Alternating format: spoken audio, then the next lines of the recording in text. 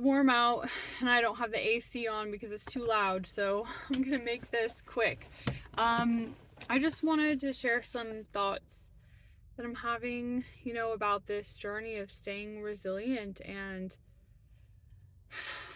helping ourselves feel safe and filtering out the kind of experiences we want and just fine tuning that quality of life that we want, as business owners or just as living our lives intentionally. I'm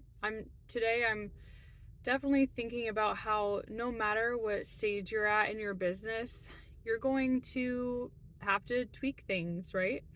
No matter if you're at the very beginning or in the middle, or you're gonna sell it soon and it's like towards the end, and you've kind of done all that you wanted to do with that iteration. Just in life in general, being alive, the business of life.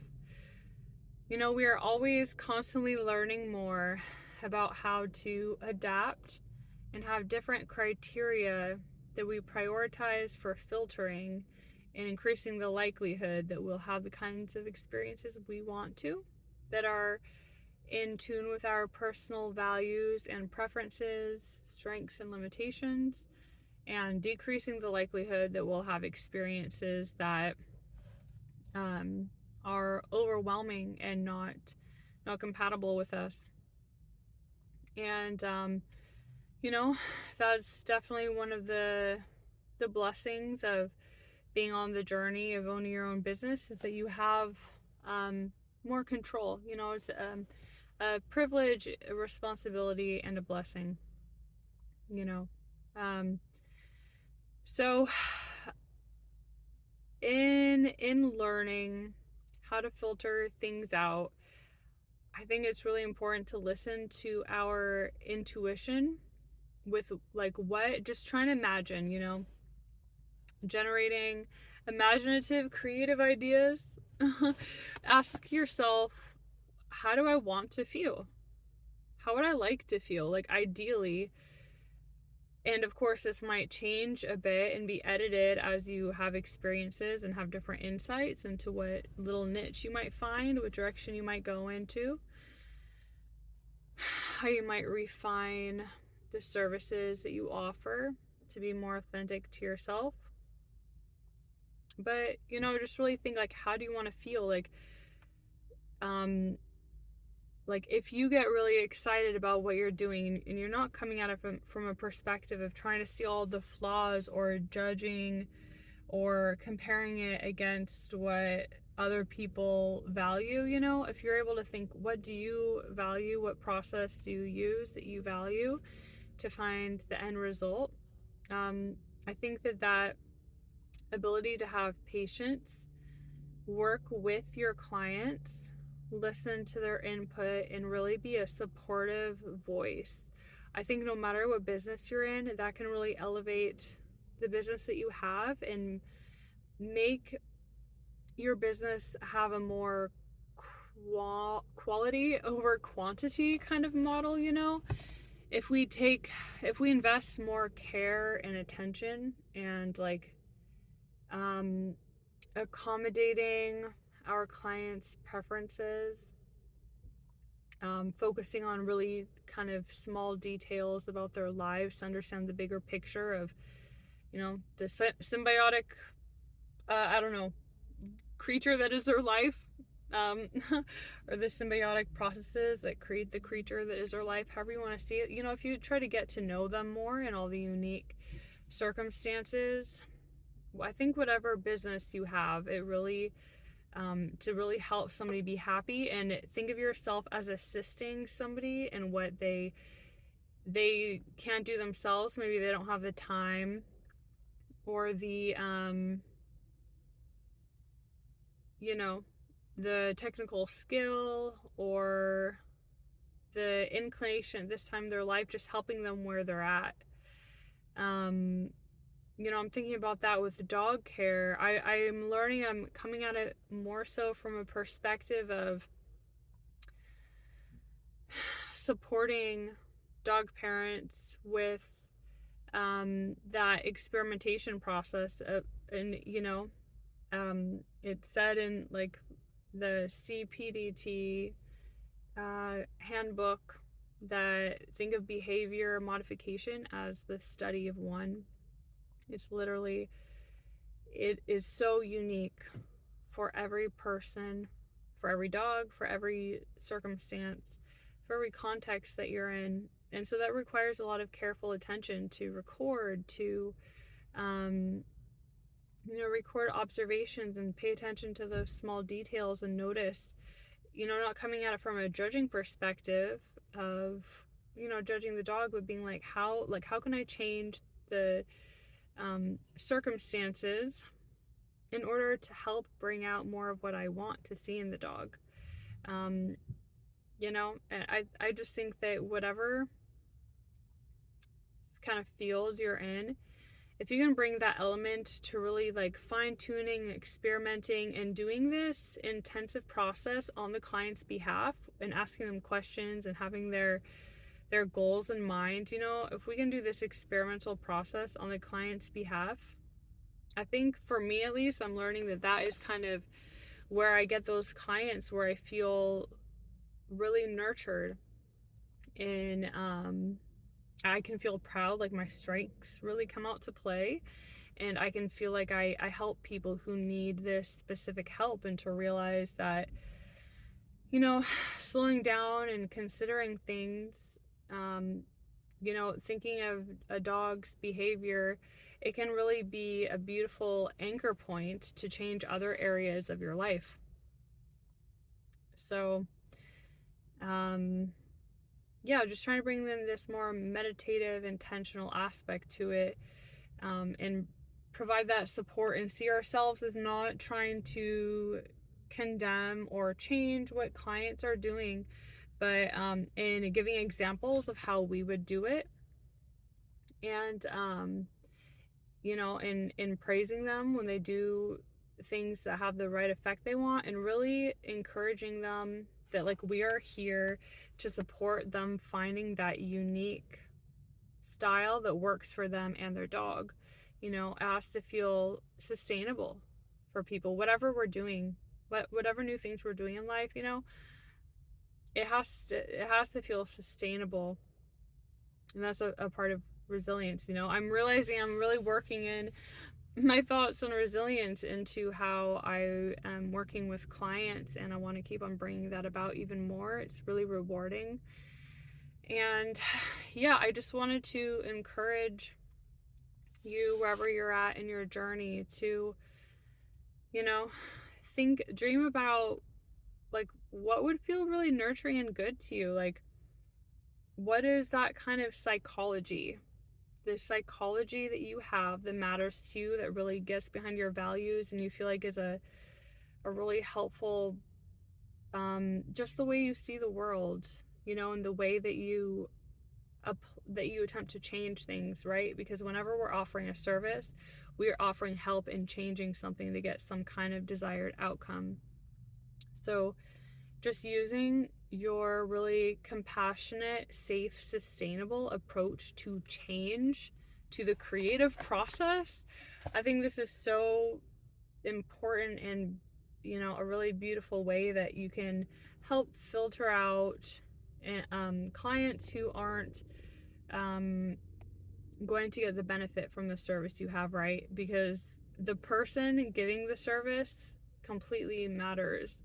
It's not like we're like dog, for example, in my field, it's not like dogs are robots and you program them and it's just interchangeable. I mean, maybe for a short time you kind of do that, but then dogs go back in their environments with their people at home. And so it's really about working with the client and helping the client feel empowered to trust their intuition and to develop their own approach to solving problems and to managing stress, and to, and we act as, I do in my position, I act as kind of an assistant and a guide for that process.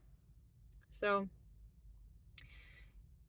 dream about what feels nurturing to you, even if it seems intimidating.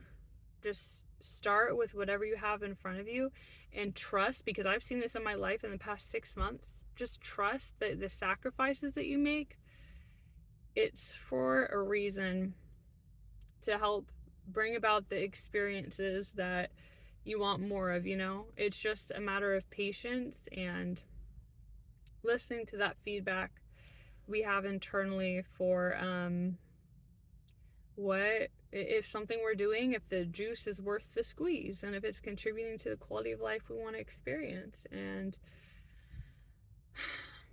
I know the stress can become a lot sometimes too, so just remember also that it's a long-term learning process. You know, we're changing our lives, we're changing the way that we structure our everyday so that we can have these business processes woven into our life.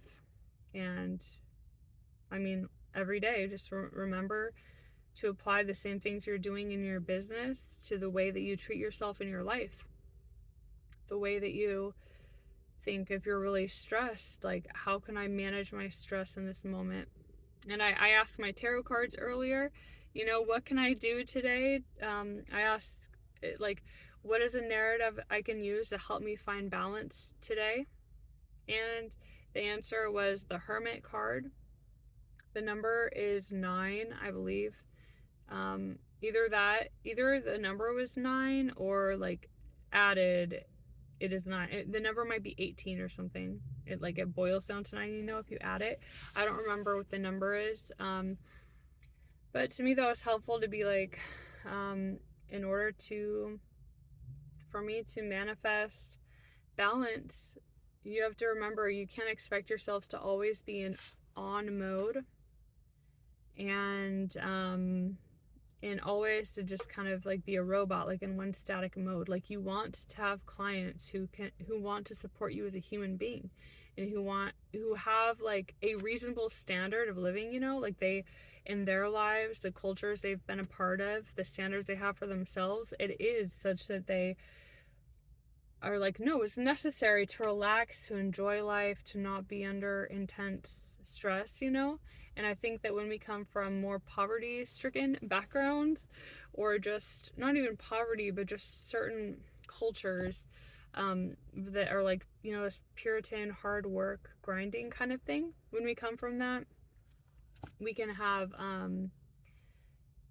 you know, it can be counterproductive for the outcome we're trying to have. And as a culture, as a society, we're trying to, you know, make this transition to understanding how to have a more balanced life,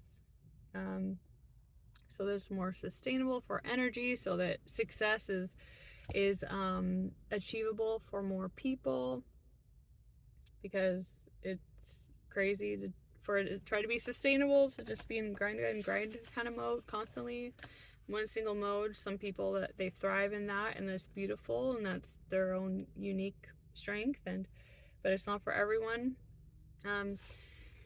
And yeah, so yeah, I very much, and I encourage other people too, to try to find those clients who want you to be able to have a more compassionate, humane everyday life, where it is more about enjoying the process and being able to sit here and listen to the birds and admire the blue sky and enjoy the process of work. Not that there aren't challenges, of course, but bringing more joy. You know, there's people out there who are truly compassionate, and they're like, wow, like, you have suffered in your life.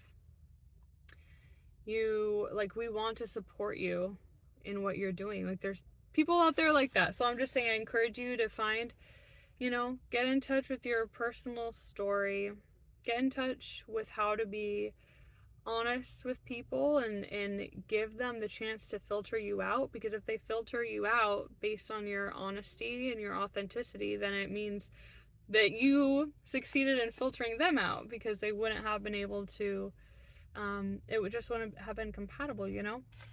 So yeah, I think that it is. I remember, so there's this company, this soap company, I don't remember how I found them, but I was subscribed to their newsletter. They're called The Body Cove, out of Atlanta, Georgia. And I haven't really read her newsletters in a while.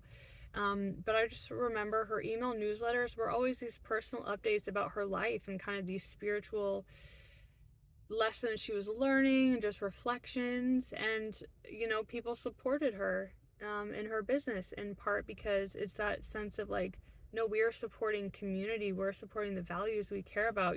It's not just about the service necessarily, but it's about the person and what the person symbolizes. What the person symbolizes to be able to be connected, this kind of ideal of healing and hope. And that was really inspiring and beautiful to me to see her example through her newsletters. I can't remember her name, but the owner of the Body Cove out of Atlanta, Georgia. So anyway, that's what's on my mind today, and I hope something in this is helpful to you. And sending the best wishes and strength out there to you, wherever you are in your journey. This resilience that you have is it's always there, and just keep on acknowledging to yourself it's there. And then the more that you do, gradually over time, you'll realize, oh, you've been on this path all along, and it has been confusing and not linear and really challenging, but things do get better over time. The more we practice compassion with ourselves and learning what our unique needs are as individuals, and how to honor our authentic needs, how to honor our authentic strengths and our authentic limitations. All right. Take care. Bye.